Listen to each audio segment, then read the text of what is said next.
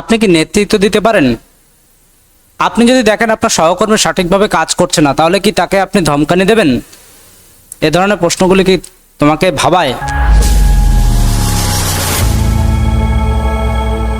Hello friend, good afternoon, welcome to your channel crack WB TET. Paschimbanga group C, group D, primary interview এবং ICDS supervisor, worker এবং teacher পোস্টের জন্য যারা preparation নিচ্ছ, তাদের জন্য ক্র্যাক ডব্লিউবি টেট খুবই গুরুত্বপূর্ণ হতে পারে। কারণ এই তিনটে এক্সামের প্রিপারেশন কিন্তু তোমরা একসাথে একই চ্যানেলে পেয়ে যাবে। তার জন্য তোমরা অবশ্যই চ্যানেলটিকে সাবস্ক্রাইব করে রেখো। যারা নতুন তারা অবশ্যই ডেসক্রিপশন বক্সে লিঙ্ক দেওয়া আছে, সেখান থেকে টেলিগ্রাম গ্রুপের লিঙ্ক তোমরা পেয়ে যাবে। সেই লিঙ্ক থেকে তোমরা টেলিগ্রাম গ্রুপে জয়েন হয়ে যাও। সমস্ত আপডেট কিন্তু ওখানে প্রতিনিয়ত শেয়ার করা হয়। প্রাইমারি ইন্টারভিউয়ের জন্য আলাদা একটা হোয়াটসঅ্যাপ গ্রুপ রয়েছে এবং ফ্রি পিডিএফ রয়েছে। যারা নিতে ইচ্ছুক তারা অবশ্যই আমাদের সাথে কন্ট্যাক্ট করো। পরবর্তীতে ভিডিওর ডেসক্রিপশনে আমরা কিন্তু ডিটেলস দিয়ে দেবো এবং ডিটেলস কিন্তু তোমাদের সাথে শেয়ার করে দেওয়া হবে। প্রত্যেকের জন্য একটি ফ্রি পিডিএফ রয়েছে। ফ্রি পিডিএফটি কীভাবে পাবে তার জন্য সম্পূর্ণ ভিডিওটি তোমরা দেখতে থাকো। তো এখানে দেখো, আপনি যদি দেখেন কোনো সহকর্মী ঠিকভাবে কাজ করছে না, তাহলে কি করবেন? তো এটির উত্তর কিন্তু তোমরা এভাবে দিতে পারো যে আমি প্রথমে ভদ্রভাবে তাকে বোঝানোর চেষ্টা করব এবং প্রয়োজনে সাহায্য করব, কারণ অফিসে টিম ওয়ার্ক খুবই গুরুত্বপূর্ণ।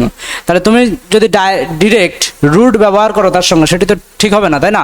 তাহলে এটি কিন্তু ভদ্রভাবে তাকে বোঝানোর চেষ্টা করতে হবে, প্রয়োজনে সাহায্য করতে হবে, কারণ সবার অ্যাবিলিটি সমান নয়। সেই জন্য তোমার সহকর্মী হিসাবে তুমি তার কাজটি সুন্দরভাবে করতে পারো। তুমি যেহেতু তার সহকর্মী, তাকে অর্ডার করতে পারো না, তাকে ধমকানিও দিতে পারো না। তাহলে সেই জন্য কিন্তু অফিসের টিম ওয়ার্ক খুবই গুরুত্বপূর্ণ। যদি সমস্যা বারবার হয় এবং অফিসের কাজে প্রভাব পড়ে, তাহলে নিয়ম অনুযায়ী সিনিয়রকে জানাবো। তাহলে তুমি যেটা করতে পারো সেটি হচ্ছে তোমার সিনিয়রকে জানাতে পারো, কিন্তু তাকে ধমকানি বা তাকে কোনোভাবে মানসিকভাবে বিব্রত করা কিন্তু তোমার এখতিয়ারের মধ্যে পড়ে না। তো এটি কিন্তু সঠিকভাবে তোমাকে বুঝিয়ে দিতে হবে। নেক্সট প্রশ্ন বলেছে কি, আপনি 5 বছর পরে নিজেকে কোথায় দেখতে চান? তো এটি কিন্তু একটি গুরুত্বপূর্ণ অ্যাপ্লাইড একটি প্রশ্ন যে আপনি 5 বছর পরে নিজেকে কোথায় দেখতে চান। বা প্রশ্ন হতে পারে যে আপনি চাকরিটি পাওয়ার পর আপনার এত কোয়ালিফিকেশন রয়েছে, তাহলে কি আপনি সমস্ত কিছু ভুলে যাবেন, নাকি নতুন করে আবার চেষ্টা করবেন? বা কিছু বছর পরে আপনি কি অন্য পরীক্ষায় পাশ করে নিজেকে অন্য জায়গায় প্রতিষ্ঠিত দেখতে চান?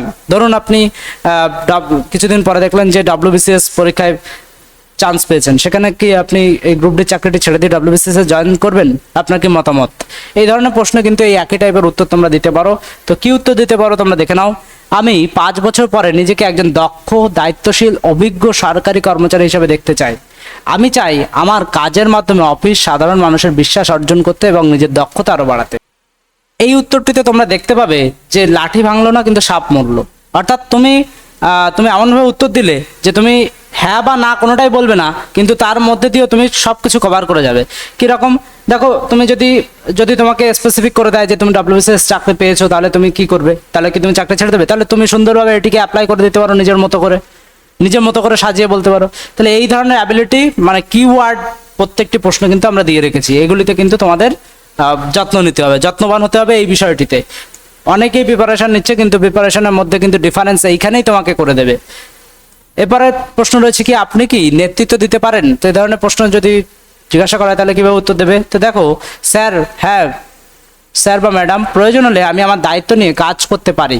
আমি মনে করি একজন ভালো নেতা শুধু নির্দেশ দেন না, বরং সবার মতামত শুনে টিমকে এগিয়ে নিয়ে যান। আমি সহযোগিতামূলকভাবে কাজ করতে পছন্দ করি। দেখা গেল কেউ একজন এটির উত্তর করলো যে হ্যাঁ স্যার বা ম্যাডাম, আমি যেহেতু প্রশ্ন করেছে আপনি কি নেতৃত্ব দিতে পারেন, তাহলে উত্তর করলো হ্যাঁ স্যার বা ম্যাডাম, আমি নেতৃত্ব দিতে পারি। আমার গ্রামে পুজোর সময় আমি বিভিন্ন ক্লাবে পুজোর মণ্ডপে আমি বিভিন্ন কাজে আমি নেতৃত্ব দিয়ে কাজ করেছি, এটি বললো। আর একজন এই উত্তরটি বললো। তোমরা নিজেই বলো তো যে কার উত্তরটি বেটার হবে?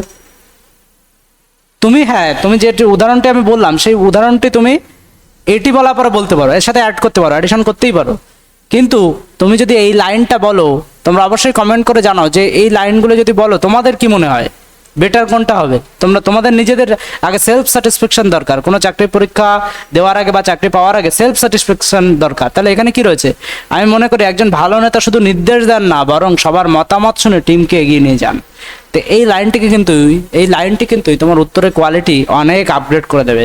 তো সুতরাং এগুলো কিন্তু খেয়াল রাখতে হবে। নেক্সট, অফিসে গোপনীয়তা কেন প্রয়োজনীয় বা কেন গুরুত্বপূর্ণ? তো এই ধরনের প্রশ্ন উত্তর তোমরা কিভাবে দেবে? দেখো, এই ধরনের প্রশ্ন যদি তোমাদের করা হয় যে অফিসে গোপনীয়তা কেন গুরুত্বপূর্ণ, তাহলে তার উত্তর তোমরা দিতে পারো সরকারি অফিসে অনেক গুরুত্বপূর্ণ তথ্য থাকে যা বাইরে প্রকাশ করা ঠিক না। গোপনীয়তা বজায় না রাখলে অফিসের কাজ ও সাধারণ মানুষের ক্ষতি হতে পারে। তোমরা অনেকেই এখন দেখে থাকবে যে বিভিন্ন রকম অফিসিয়াল তথ্য ফেসবুকে ঘুরে বেড়াচ্ছে, কেউ না কেউ ফেসবুকে আপডেট করে দিচ্ছে, বিভিন্ন গ্রুপে দিয়ে দিচ্ছে, যেগুলো কনফিডেন্সিয়াল জিনিস। তাহলে এগুলো কি উচিত? তাহলে এইগুলো কিন্তু করা একদমই উচিত না। এতে কিন্তু শুধুমাত্র যে নিজের ক্ষতি হবে তা নয়, গ্রাহকের ক্ষতি হতে পারে, সাধারণ মানুষের ক্ষতি হতে পারে, অফিসের অফিসারদের ক্ষতি হতে পারে, যারা অসৎ পথ অবলম্বনকারী তাদের কাছে অনেক ইনফরমেশন চলে যেতে পারে, যার ফলে কিন্তু অনেকেই ক্ষতিগ্রস্ত হতে পারে। তাহলে এগুলো কিন্তু করা উচিত নয়। তাই একজন সরকারি কর্মচারীর গোপন তথ্য রক্ষা করা খুবই গুরুত্বপূর্ণ দায়িত্ব। তো এগুলি কিন্তু খুব সুন্দরভাবে তোমাকে উত্তর দিতে হবে। নেক্সট রয়েছে প্রশ্ন। এই প্রশ্নটি কিন্তু এভাবে হতে পারে, যেহেতু অ্যাপ্লাইড প্রশ্ন, যে আপনি কি মনে করেন যে আপনার অফিসের গোপনীয় তথ্য প্রতিদিন বাড়ি গিয়ে ফেসবুকে আপডেট দেওয়া উচিত?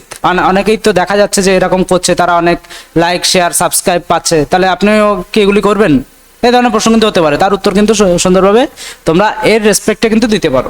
সবভাবে নিজেকে রেডি রাখতে হবে, সবভাবে। কারণ হঠাৎ করে একটা যদি আননোন প্রশ্ন তোমার সামনে অ্যারাইজ করো না, তার উত্তর দিতে গিয়ে কিন্তু তোমাকে তোতলাতে হবে। আর এই জিনিসটাই কিন্তু তোমার ইন্টারভিউর কোয়ালিটিকে একদম শেষ করে দেবে। সুতরাং এই বিষয় থেকে খুব সাবধান। আমি প্রত্যেককে বলবো এই বিষয় থেকে খুব সাবধান। যারা প্রিপারেশন নিচ্ছ, এই বিষয়গুলো কিন্তু অবশ্যই তোমরা খেয়াল রাখো। আচ্ছা, একটা বিষয় যে তোমাদের জন্য কিন্তু একটি ফ্রি পিডিএফ রয়েছে। ফ্রি পিডিএফ কারা পাবে? যারা প্রাইমারি ইন্টারভিউ প্রিপারেশন নিচ্ছে তাদের জন্য ফ্রি পিডিএফ আছে। ফ্রি পিডিএফ এর জন্য তোমরা ইন্টারভিউ ফ্রি পিডিএফ লিখবে, ইন্টারভিউ ফ্রি পিডিএফ লিখে তোমরা হোয়াটসঅ্যাপ করবে এই নম্বরে 8536897447। প্রাইমারি ইন্টারভিউ কিন্তু 3টি পেইড পিডিএফও আছে। এবার যদি বলি এসএসসি গ্রুপ সি গ্রুপ ডির জন্য কিন্তু তোমরা একটি ভিডিও লিঙ্ক দেওয়া আছে, সেখান থেকে তোমরা ডিটেলস জেনে যাবে। যারা এসএসসি ইন্টারভিউতে, এসএসসি গ্রুপ সি গ্রুপ ডির জন্য 2টো পিডিএফ আছে, মোট 2টো পিডিএফে কিন্তু সবকিছু কভার করা আছে। প্রিভিয়াস ইয়ার ইন্টারভিউ থেকে শুরু করে সবকিছু তোমরা পেয়ে যাবে এর ডিটেলস। তো এবং যদি ডেমো ভিডিও তোমাদের দরকার, ফিডব্যাক রেটিং যদি দরকার হয়, তাহলে তোমরা এসএসসি ইন্টারভিউ লিখে, এসএসসি ইন্টারভিউ পিডিএফ লিখে তোমরা এই নম্বরে হোয়াটসঅ্যাপ করো 8536897447।